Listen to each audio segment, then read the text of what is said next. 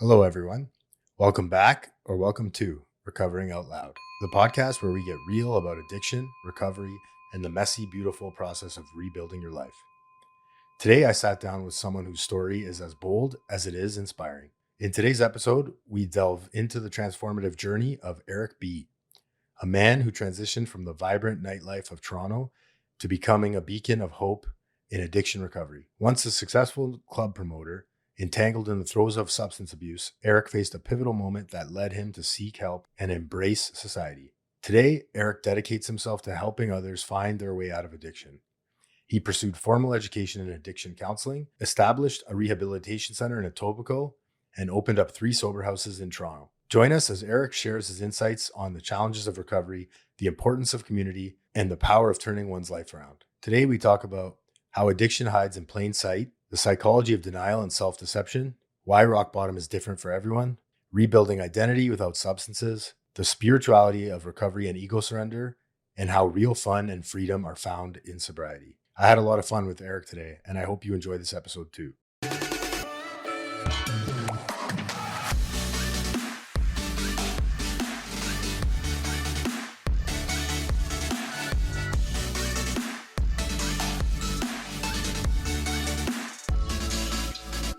Erick, man, I appreciate you, buddy. Thanks so much for coming here. I know you're a busy guy. You got a lot going on, and I texted you, and within seconds, you said yes. So I appreciate that. Yeah, man. yeah, of That's course. something that I learned, in recovery is like when someone reaches out, you do your best to make it work, right? So I appreciate you. Thanks for coming on. Thanks for having me. Yeah, we met about 10 years ago at Jack's, and I was saying this to you outside in the parking lot. You had, and I see this in a lot of people that have been working a good recovery program. You had this sort of levity and lightness and like zen in you, and you were a young guy. You still are a young guy, but I remember I was attracted to that, and I was like, I don't know what it is that this guy has, but I want it, right? And so I got your number. You gave me your number, and haven't looked back. You're a great friend. I appreciate you. I'm happy that we're reconnecting again all these years later. And yeah, you've done a lot in that time for a lot of guys and girls, but a lot of people in recovery. So why don't you get us started? Tell us a little bit about your story and how you ended up here in recovery. Absolutely. So, yeah, what can I say? I strongly believe that I was around recovery for a very long time before I committed on, this program and, entering a program that, works for me. But, so I really lived a life of like drugs, sex, drugs, and rock and roll for a very long time. I started DJing at a very young age, probably around 18 years old, and the my boss at the time also was using. People around me were dabbling and stuff. I wasn't really like, I didn't know really anything about like heavy drugs at the time. More or less, it was like just a lot of weed and kind of like gateway drugs at the time. And I started DJing, started making really good money, probably more money than a lot of my friends at the time. Right. They were all really focusing on going to school and university, and I was just like working on making money. And I was very successful DJing and emceeing all these, events, working for a corporation at the time. And what can I say? I did very well for myself, but I didn't have anything to show for myself because everything that I was bringing in, I was spending it, whether it was clothes, girls, going out, partying and things like that. So I started hanging out with a lot of people that were older than me at the time. And even before that, my last year of high school, I went to a school called Vaughan. I did a co-op my last year, and I wanted to do it at a record shop. So I applied for this position at a place called Trax Records on Yonge Street, and I got in. And because I like DJing and things like that, so I started working at this place called Trax, which was one of the most popular record stores in all of Toronto. This was way before, internet and music online and things like that. Yeah, So yeah. all the music that was coming in from, all over the world, that would get distributed here would end up at these record shops, one of them which being Tracks. We were able to, get all the new music, and then these big DJs, local DJs from Toronto that were playing in all the nightclubs all over the city were coming in and, laying down the music and picking out what tracks they wanted to play for the weekend coming up, and, their residencies and stuff like that. So I really got to know a lot of these big DJs in A the lot of city. connections. Yeah, tons of them, right? So, so through that, I started getting into the underground world of, house, house music, raves, after parties and things like that. And I started hanging out with all these big DJs, and we started traveling. I started traveling with them. I became friends with them. And slowly, I started hanging out with a lot of older people. Um, this one guy who owned a club at the time really saw this, I guess, my personality in being, I could be a really good promoter. Yeah. He loved I was really like out there and stuff like that. And I was very comfortable on, reaching out to people and inviting people out and stuff like that. So he's like, I think you'd be an amazing promoter, and I want you on my team. I'm opening up this club on, downtown, and there's a grand opening, and you're going to be my main promoter. So I took on this position, and I started promoting this nightclub. The first nightclub that I started promoting at was called which was he had an after hours called Exit for years, Yeah. and then he opened up like a more commercial club called It at the time. So I started hanging out there and promoting and meeting all these lavish people, and being a something, I like to call it now, and I kind of like really felt like, in a way, like, I had arrived, right? Like the book tells me. So yeah, through that process, I really started hanging out with a lot of people that were older than me.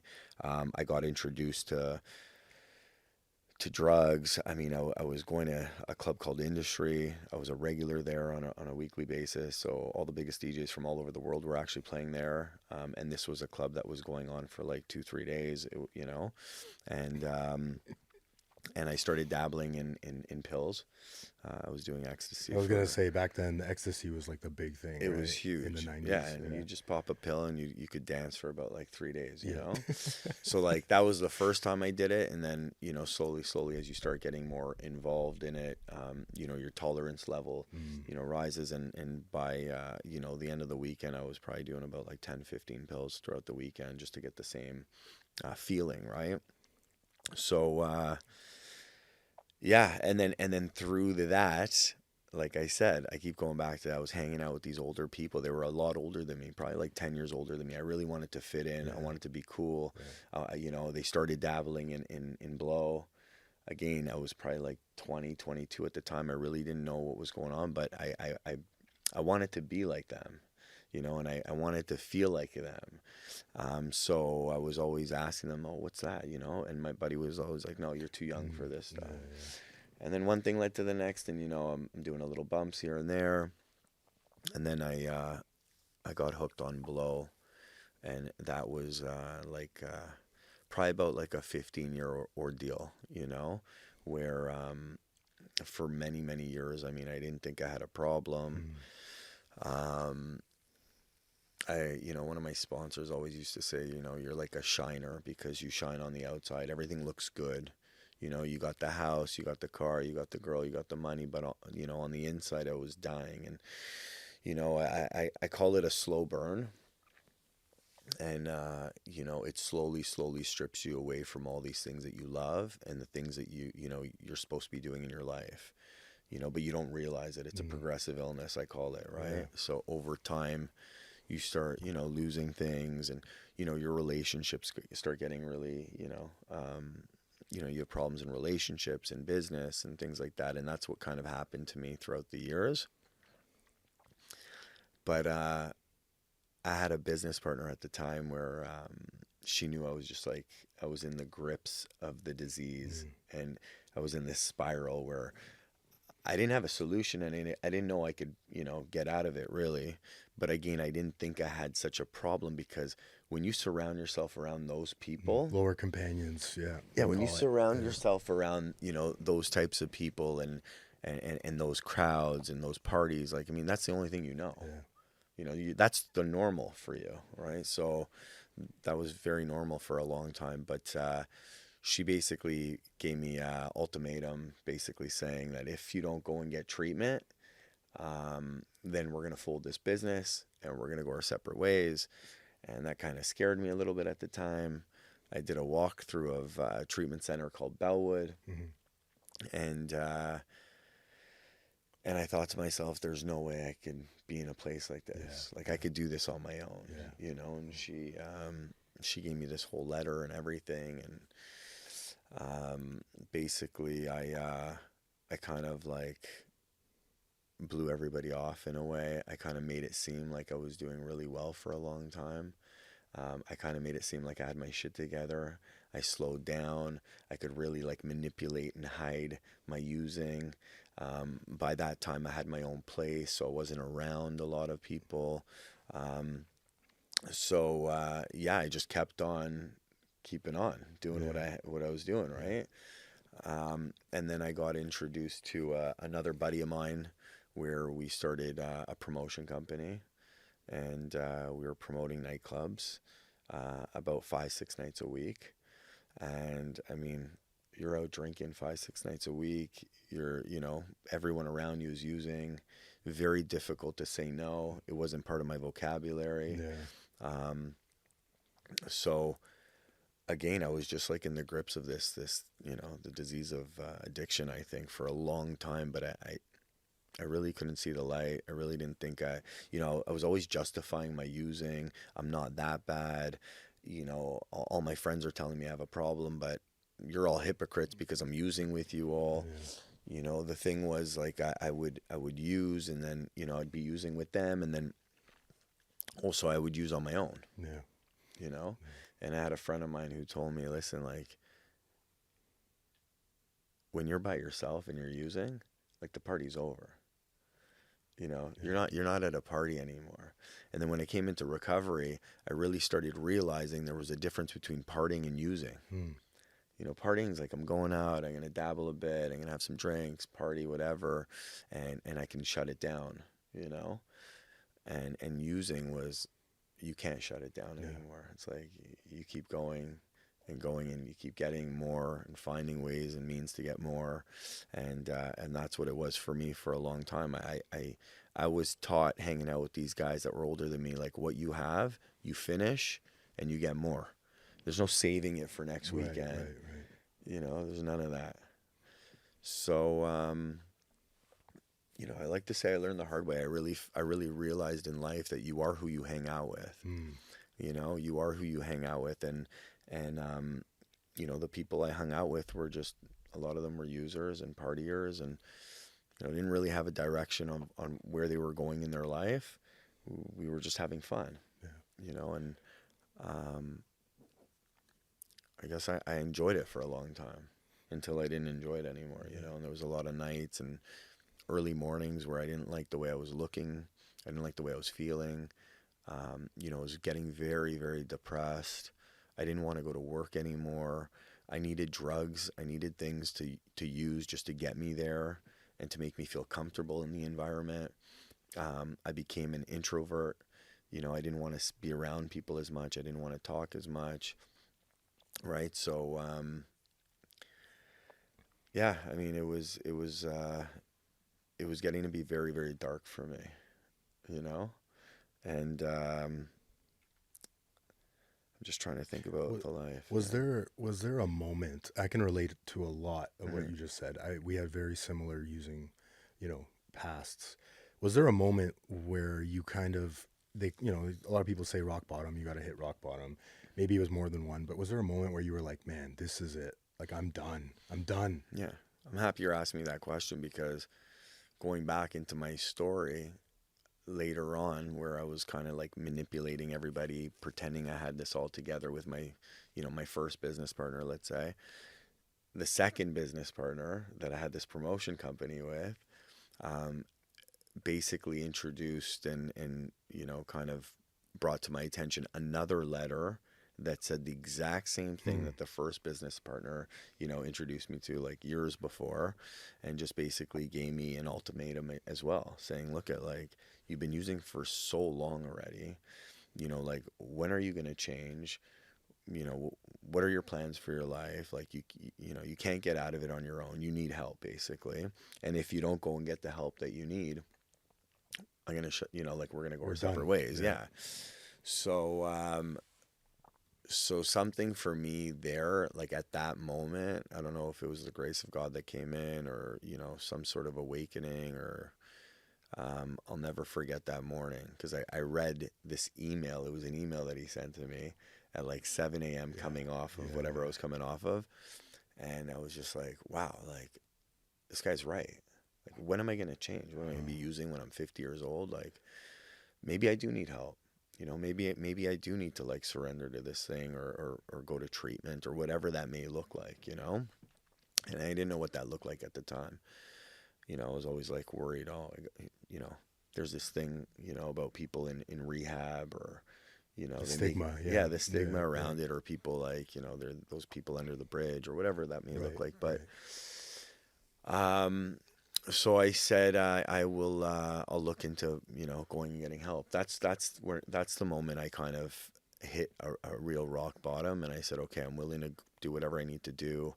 I remember it very, very well. I was on my porch in the front of my house, and I was just like crying out for help. Like, I'm done, My girlfriend at the time, she's like, we'll do whatever we need to do. We'll get you the help we need. Reached out to my sister, and but see, years before, when I worked for this other DJ company when I was 20 years old, the owner of the company actually gave me a business card, and he told me that I should call this addiction counselor, who was Jay Pasternak, who you had on the show. Yeah. So I reached out to Jay like years before, coming off a binge of like 3 days. It might have been like a Tuesday, and I'm like, okay, maybe this isn't normal. Like, normal people don't, they use Friday night, they go to sleep, and go to work. Yeah. So this was like Tuesday, and I was just like coming down, and I'm like, I popped out this card out of my pocket, and it was, Jay's number, and I'm like, maybe I do have a problem. Maybe I should reach out to this guy. And like, I called him up, and I told him what I was doing, and I'm dabbling in this and that, or whatever it is I was doing at the time. But when I got off the phone, I was like, I'm so young. I have my whole life ahead of me. There's no way, like, I have that big of a problem, but that was the first time that I reached out, which was literally probably around like 23, maybe around there, 22, something like that. And I remember vaguely, like, I met up with Jay. We went to a meeting, took me to a meeting, recovery meeting, and I had no clue what people were doing there. I was there. People were trying to talk to me. People were trying to, like, kind of bring me in. And I remember leaving the meeting, and I just went right back down to the nightclubs for another like 7-8 years. So I wasn't ready at the time. Maybe I wasn't beat up enough. So but what happened was I ended up buying a house in North York, and we were partying a lot in this house. Like, I rented out the basement to another buddy of mine who was a DJ. I had another promoter living in the house with me. We were working and stuff, but we were having lots of parties. It was like a trap house, essentially. Pretty much. Yeah. And my friend Jay had a recovery house right behind my house. Wow. Right. So I would always see guys see guys in recovery, and I would like talk to them about recovery, and I couldn't relate, I was always justifying it. But yeah, one day I went out in my backyard, and I'm like, I heard this voice, "Are you my new neighbor?" And I'm like, who's that voice? It sounds so familiar. And then the back window opened up, and it was my addiction counselor, Jay. It's funny how those people just kind of come into your life. Yeah. Eh? So I looked up, and I'm just like, wow. I'm like, this is like meant to be, that I bought a house here, and something was looking over me at that time, and I felt it. So from that moment on, I started like talking to guys in recovery. You know, I like I said to you before in the beginning, like I feel like I've always been kind of around it because of that, even though I wasn't committed into the program yet. And then what happened was I I kind of when I fell to my knees, that last email my friend sent me, then I was like, okay, I'll do whatever I need to do. If I need to go away, I'll go away. Lock me up. You know, and I was on a wait list to go to Homewood. Mm, yeah. And before that, I was supposed to go to like Antigua, like Eric Clapton's place. My parents were going to fork out money. I was Mm, looking for a yeah. vacation. I'm gonna do this right. Yeah. Yeah, you know, I was like, okay, I'm going to go away. I need the sun, the beach, but I never ended up going. I told my mother, I'm like, listen, I can do this on my own. Again, I suffered for another like 7 years, but this time I was like ready and willing to do whatever I needed to do, you know, and if I needed to go away, I'm going away. So, you know, we set up a visitation to do a walkthrough of this treatment center. And I'll never forget. I remember driving on the highway. I was in the back of my parents' car, and I felt like I was like a 12-year-old kid. Mm, You know, like there was like I was like, where the hell did my life take a detour? You know, like I ended up in a hallway doing a visitation of this treatment center, walking through the hallways, you know, checking out the rooms. And I was just like, where did my life take the wrong turn? Because everything looked beautiful on the outside. yeah. Like I said to you before, it was sex, drugs, rock and roll. Life was, you know. And then I found myself just at this crossroad, I like to call it, you Yeah. know. And then when I was there, I'll never forget, I heard this voice.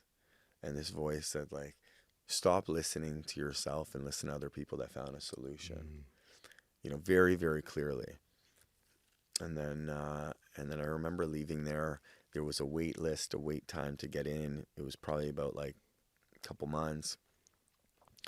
So I reached out to Jay and he's like, listen, while you're waiting to get into that place, why don't you just go down the street? There's meetings at this place called Jack's and just start going to meetings, you know? So that's what I did. Saturday afternoon, I went down to a meeting. I was like out of my mind still. And I sat in this meeting and I met these guys that were in recovery. And I started hanging out with them and I started going to meetings on a regular basis. And I never stopped going to meetings. And something shifted. I started really changing who I was hanging out with. You know, they say if there's one thing you need to change, it's everything. And that's mm, what I did. I stopped hanging out actually with my best friends, people that I was using with. I said, if you love me, if you want the best for me, leave me alone for now. Let me focus on this. And I really started taking this program by the horns. And I got I got a sponsor and I started working this program. And it's funny how you said like, you know, there was this thing about you where it was just like this Zen. I've always been a person where um, I've been like not too worried about life or things. mm. So my first sponsor always used to say to me, Eric is like the no worries Eric, Yeah. you know? Like and then when I was taken through the book with this woman who took me through this, you know, the program and stuff where she really started working with me on the don't care feelings, you know, like I have nothing to worry about, I have nothing to care about, like, you know, this higher power, this God, this faith is going to take care of everything for me. And that's kind of what I started Yeah. working through. So yeah, that's kind of what happened. I started going to meetings steady. Um, I started working this program. I turned my house that I was living in into a sober living house. Wow. So I started moving guys into the house that had, you know, clean time, months, years actually.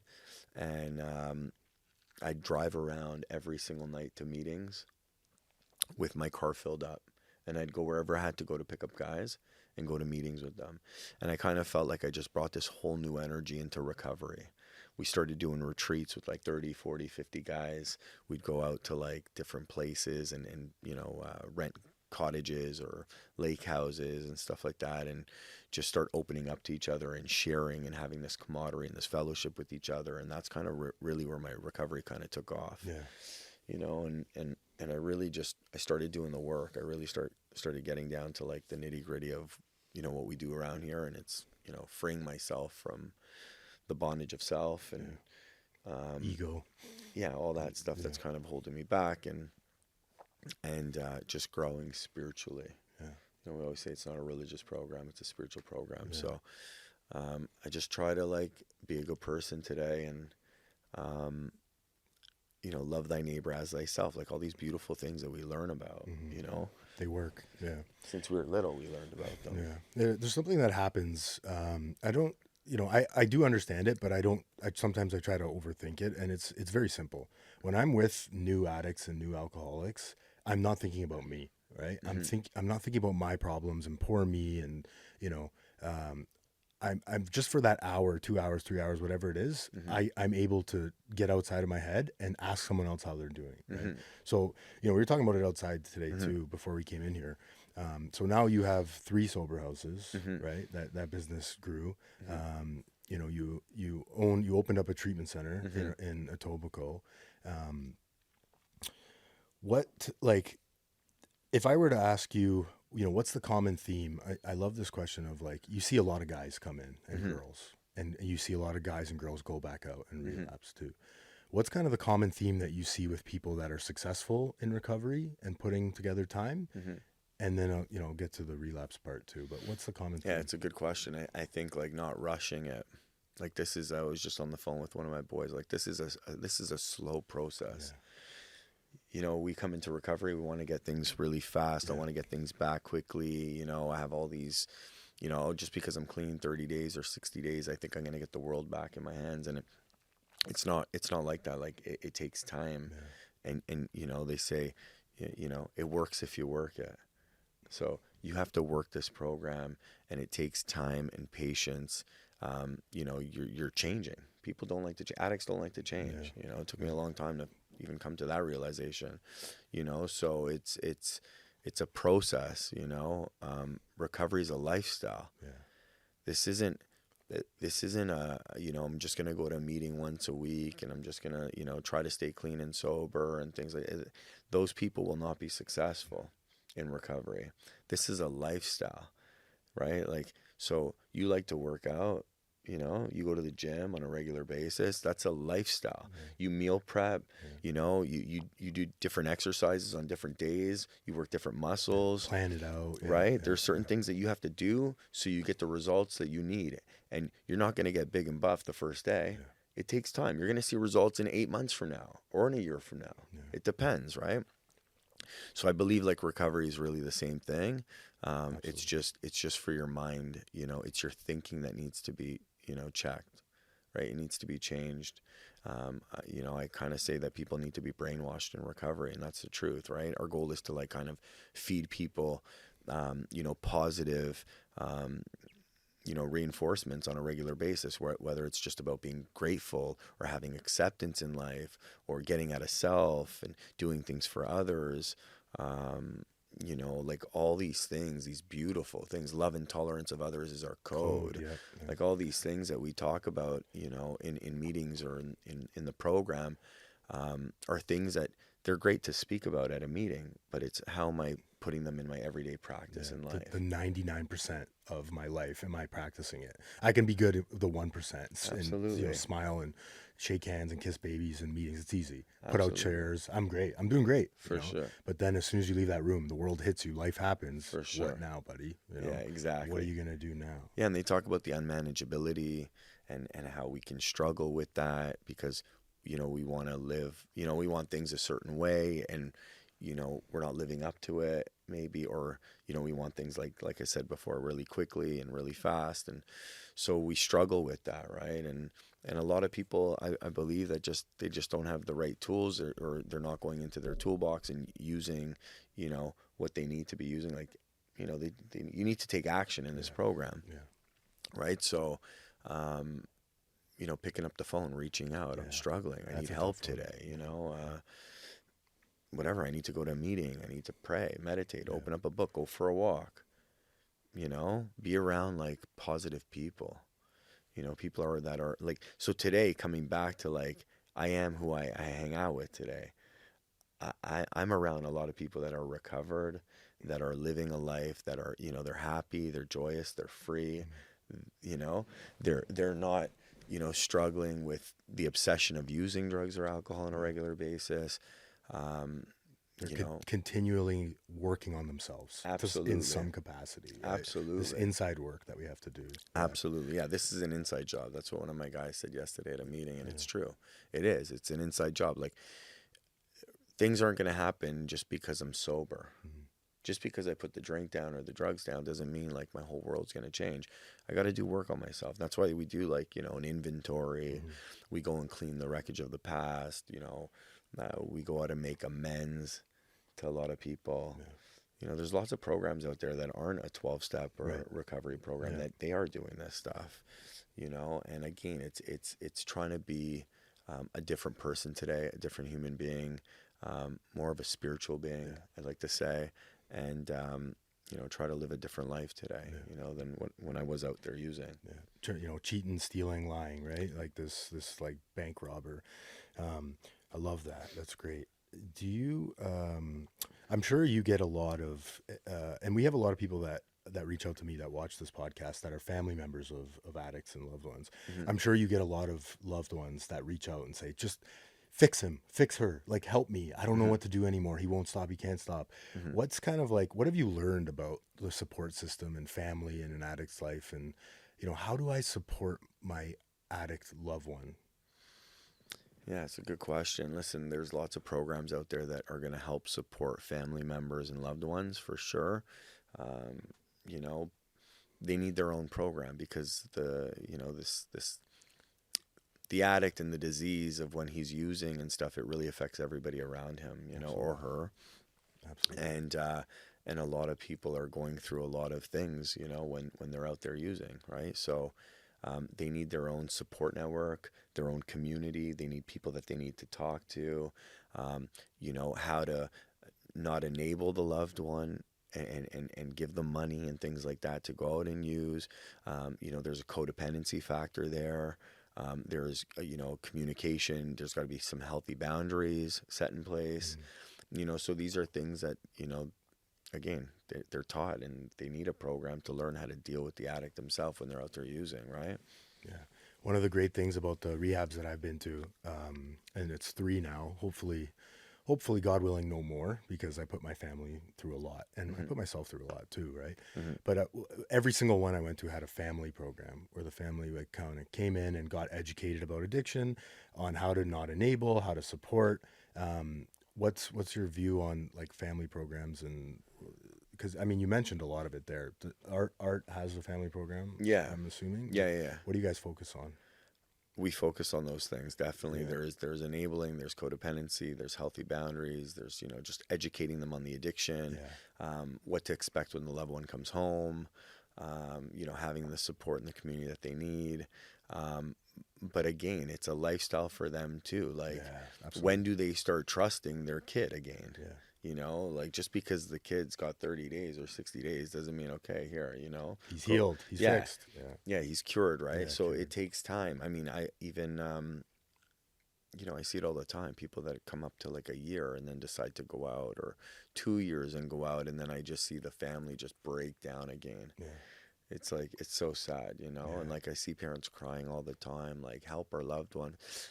Like, I shared it yesterday with actually a family member, with a mother. I said, listen, I can bring a horse to water, but I can't make them drink it, right? It's really up to the individual who has to put the time and effort into their own recovery if they want to be successful. How willing are they? I was willing to do anything I needed to do to get my drugs.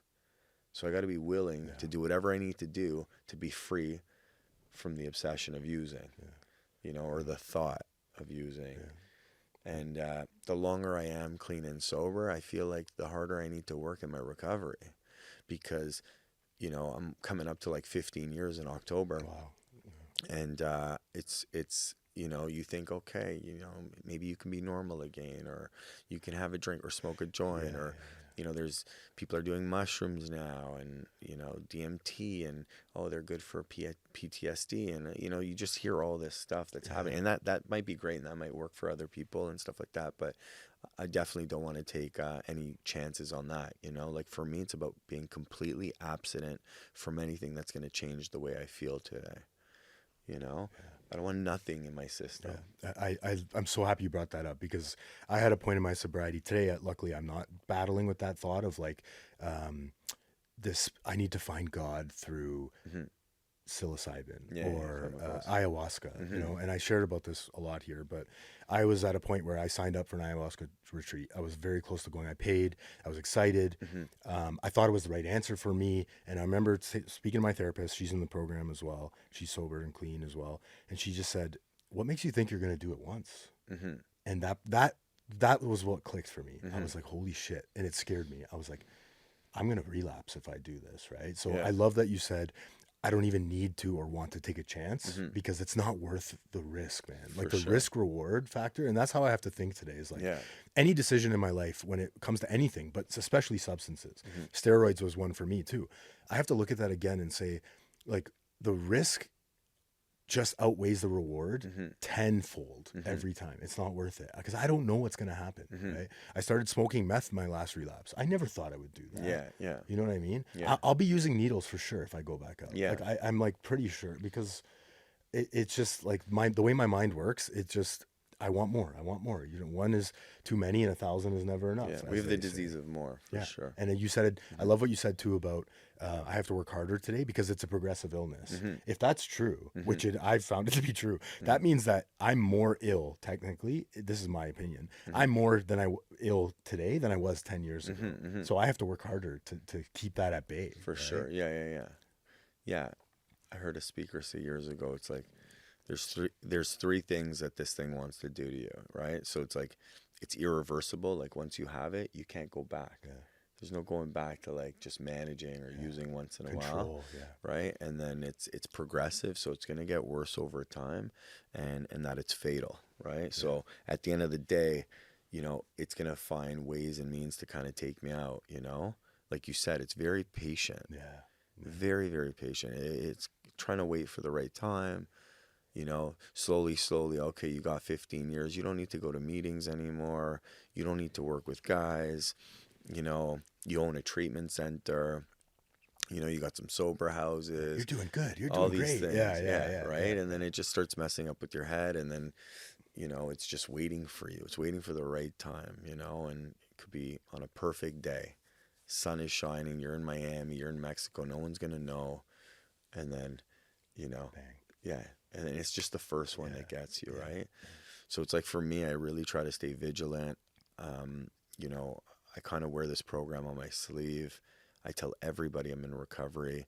I get approached all the time with drinks. I work as well as a DJ, so I play in Yeah. a lot of nightclubs still Yeah. in the city. I have, a couple residencies and stuff like that I DJ at. And for me, what I love the most is that I'm behind a DJ booth and I can set the vibe for the It's night. cool. I Yeah. can play Yeah. whatever I want and I can see people have a good time. And I don't judge. I don't care. Like if people are using or doing whatever it is they want to do, and if that works for them, great. Yeah. I just knew when I was doing that, I didn't know that there was people that were getting clean and sober and that there was a solution. So if I can be that guy in that industry or, in wherever where they can reach out to me and say, look at like, you know what, I think I have a problem or I'm looking to, for a solution in living a better life, in a healthier life, then they can reach out to me, and I can show them a way. That's Like beautiful. not Yeah. not everyone necessarily needs to go to treatment. Yeah. So my story goes is that I never ended up going to treatment, right? I was on that wait list, but I never ended up going because I spoke to my sponsor at the time. I was 3 months into going to meetings steady. I had a sponsor. I was like doing the work. And I said to him, listen, like, do I need to go to rehab? Like the opening, like, they're allowing me to go now. And he said, listen, if you keep doing what you're doing, you don't need to go to treatment. So I never ended up going to treatment, but I lived in a sober house with guys for 2 years. And that for me was treatment. Yeah. Because I'm outside of the bubble. Like, you said that I own a treatment center and stuff. I went back to school at 32, having, some dreams and stuff like that of opening up a place in recovery. And we ended up opening up a treatment center at the time with my sponsor. And, and it's been very successful, and I'm really grateful for that. But at the same time, I think treatment's a really good place for people to come and break the cycle of using every day. Yeah. A lot of people like need a timeout from life, not necessarily even addicts, just regular people. Yeah.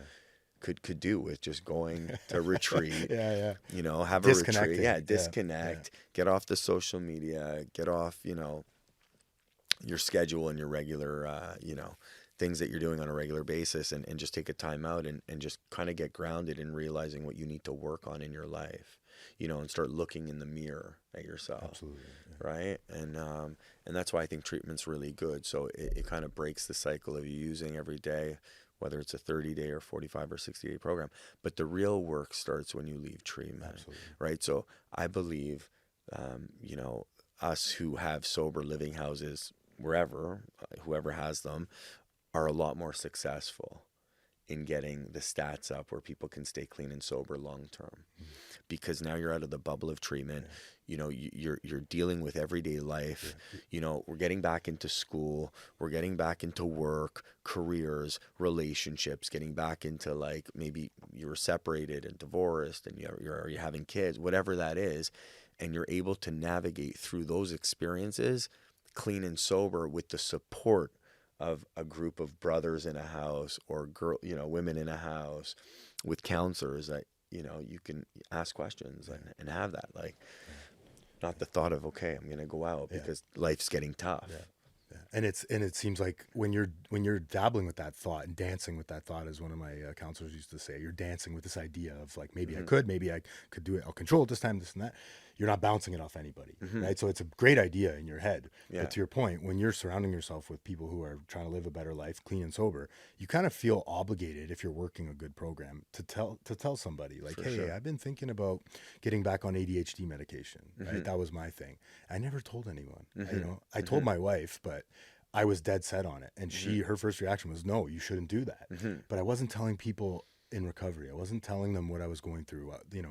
I wasn't telling them my motive behind it. And at the end of the day, I was just trying to fix my inside. I was bored. I was, scared. I had all these emotions that I wasn't telling anyone about. Right. Yeah. So you mentioned a lot of good stuff there. I just want to say one thing. Yeah. I think, like, addicts, or just, whether they call themselves addicts or not, whatever that may look like for each individual, people that come into recovery don't make the best decisions in the first year. And they shouldn't be making the decisions for themselves. They should ask for guidance and direction, right? Because that can go a really long way in figuring out if they're going in the right direction or not. So that's why there's other people that have come before us that we go to, for advice. And, like, should I be going to a wedding like 3 months into the recovery? Is that a good idea? That's a great example. I didn't go to events like that my first year. People are drinking, they're using, like, I go, I put in, a booster, and I give them the money, and then I'm out, But you got to be very, very careful, I think, the first year in recovery, until you have a good foundation, and you're spiritually fit, and you have, like, you're able, like, eventually you'll be able to go anywhere you want to go. I was just going to say that. So I remember very, very clearly one night I was DJing at a place called Parlor Room, and yeah, I've been there. And I'll never forget it, but I can't even remember how clean I was. I might have been like 5 years or 6 years, but I remember leaving, and I got into my car. It must have been like 3:30 in the morning. I was by myself, and I just started crying because I was, like, free. Yeah, that gratitude cry. Yeah. Yeah, buddy, I was just free. I'm like, I can go anywhere I want to go. I didn't even think about using. How is that possible? Yeah, what a miracle. Being in that environment, and, being around, people that were using and stuff like that. So for me, that was a spiritual experience, and there's been many, many spiritual experiences.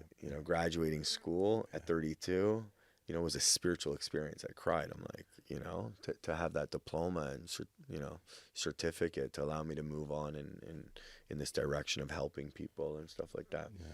Yeah. That's amazing, man. I hadn't thought about that in a few weeks, I would say.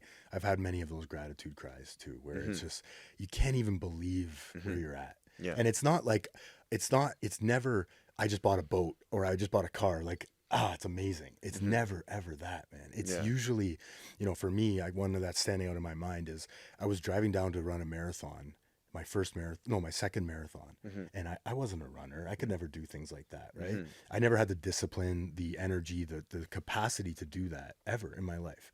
But in sobriety, I was able to do something amazing like that. And I was driving down to the Toronto waterfront, and a song came on. It usually Yeah, happens when a totally. song comes on, right? Absolutely. And it just spoke to me, and I'll never forget it. I was like, I can't believe where I'm at today. Like, Yeah. I can't believe I'm free. Like you said, Yeah. I can do whatever I want if I'm willing to pay the consequences, as one of my Totally. sponsors says, For right? sure. Yeah. It says that in one of the literatures too, is like, we can go anywhere. It's Yeah. funny that you bring that up. We Yeah. can go anywhere in the world Yeah. as long as we're in fit spiritual condition, Absolutely. right? Yeah. So a lot of people struggle with this. How am I going to have fun in recovery? Like, Yeah. what am I going to do? I'm Hmm. never going to get, my big thing when I first came in 10 Yeah. years ago, Yeah. my big thing was, how am I not going to drink on my wedding day? I Hmm. couldn't fathom that. And then people kept telling me, just get through today, man. Just get through today. Me too. And sure enough, on my wedding day, I didn't have a drink. And Yeah. that was a miracle in and of Yeah. itself. I Right? can relate to that because I thought the same thing in the beginning. How am I not going to have a drink of champagne at my Yeah. wedding? But yeah, it was just about focusing on one day at a time, you know? But having fun in recovery, I mean, Yeah. that's the whole thing. Like, that's what I really want to bring. Yeah. That's what I try to bring Yeah. to people because it is possible. I can go out, I can have a blast, I can go to music festivals, concerts. Um, I can go up north, I can be, in the cottage and hang out with people. And my goal is that, like, doing these fun things and activities is I have a lot more fun when I'm doing them with other people in recovery Absolutely. as opposed to myself, right? So, um, yeah, having fun in recovery, it's the best thing in the world.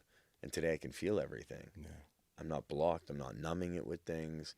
I can actually remember what I did the night before, the day before, so. Yeah. It's like your priorities change too, right? Like, fun takes on a different definition as you stay Absolutely. sober, Yeah, yeah, right? You're like, totally. look For at that sure. sunset. This is fun. For sure. I never Yeah. thought that was fun Yeah. before, but I can sit with my wife and just watch nature unfold. Absolutely, Like, buddy. what a beautiful gift that is. Yeah. But I would have said you were crazy Yeah. if you said that was fun before. Yeah, for sure. you know? Yeah, because there's a peace and serenity that you have within yourself today, I Yeah. think, Yeah. Yeah. Like, you can look at the little things today and be awake to it. Yeah. I think recovery is about being awake. Yeah. I heard a speaker say, like, I went my whole life sleeping, dreaming that I was awake, like walking around pretending that I was awake, but I really wasn't. Just because your eyes are open doesn't mean you're awake, Yeah. right? So coming into recovery and doing the work on ourselves, I always say it's like when we come into recovery, you're like a baby, man. You need to be spoon-fed this program. Yeah. You need to be loved and cared for, and slowly, slowly you start crawling, and then you start walking a little bit, and you can look people in the eyes, and you start building this confidence back a little bit, right? Recovery starts allowing you to become the man or woman that you want to be, that you're really supposed to be. And I believe the drugs and the alcohol just strips you from everything, slowly, So, Cunning, baffling, and powerful. yeah. As they say. Um,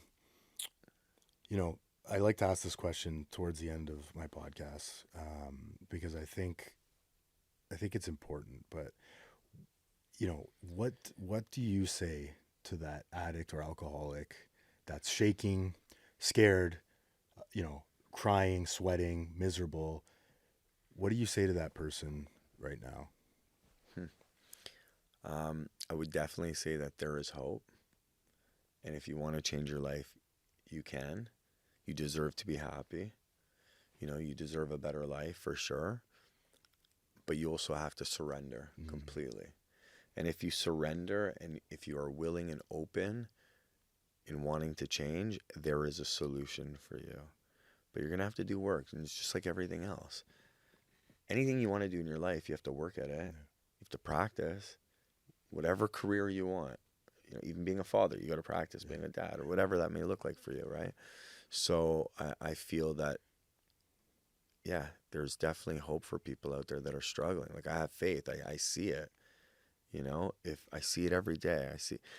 I see miracles around me all the time. I was going to ask you, is there a specific, I forgot to, but I think it's important too. Is there a specific case, person? You don't have to obviously break anonymity, but is there something that sticks out over the years that inspires you, like a certain scenario case?